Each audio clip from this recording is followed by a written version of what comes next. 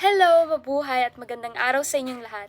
Ngayon naman, tuturuan ko kayo kung paano gumuhit ng isang croissant. Kaya tara, samahan niyo ako. Sa pagguhit ng croissant, ang una nating gagawin ay simulan sa pamamagitan ng pagguhit ng isang kalahating bilog na hugis, parang malaking U. Ito ang magiging base ng croissant. Hatiin ang loob ng katawan ng croissant sa 5 hanggang 6 na bahagi o segment gamit ang mga hubog na linya. Ito ay magbibigay ng ideya sa bawat layer ng croissant. Sa bawat segment, palaparin ang hugis ng kaunti para magmukhang nakaumbok.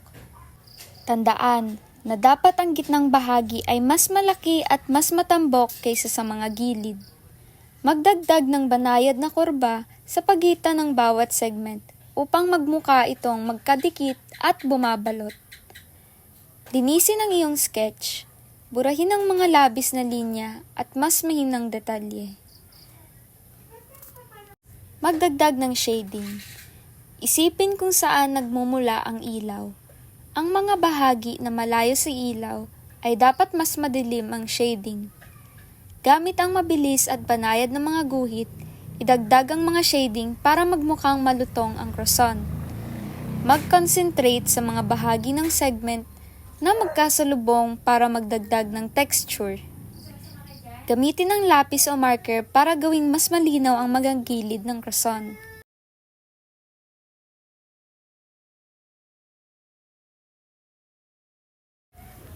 Magdagdag ng manipis na linya sa bawat segment upang magbigay ng impresyon ng malambot na texture.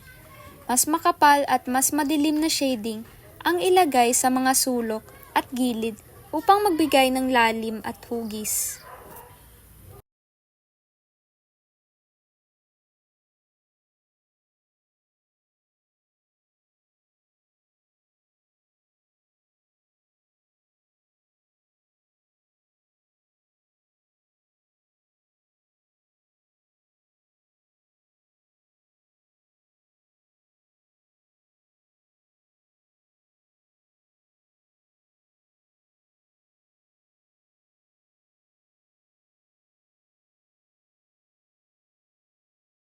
Sa final touches, i-adjust ang shadows at ang shading para gawing mas makatotohanan ang pagkakurba ng croissant.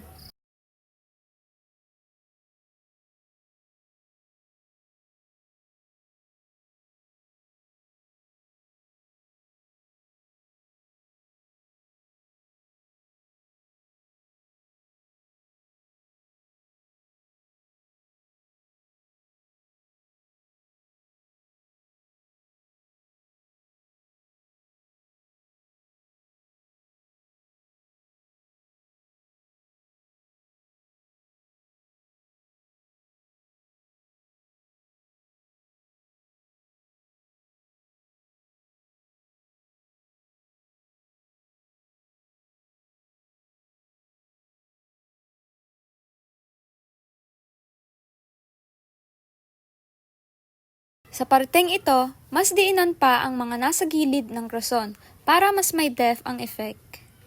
Gawin ito sa lahat ng segment.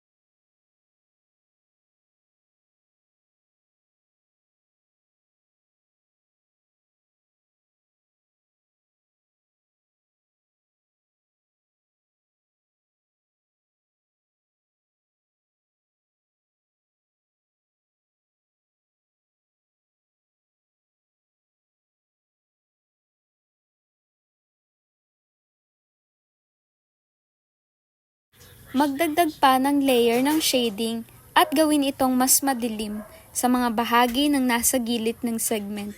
Dahil dito, mas makikita ang anino.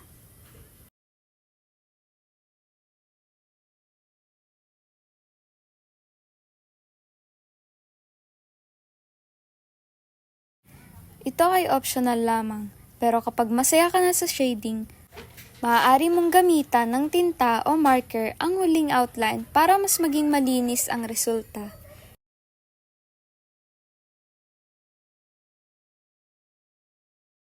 Kapag natapos mo na ang mga hakbang, dapat ay makakagawa ka na ng croissant na parang nasa larawan. May malambot at crispy na texture. At natapos na ang iginuhit natin na croissant, kaya sana magamit nyo ang mga natutunan ninyo sa pagguhit nito. Kaya huwag kalimutang mag-like at mag-subscribe para sa mas marami pang tutorials. Bye-bye!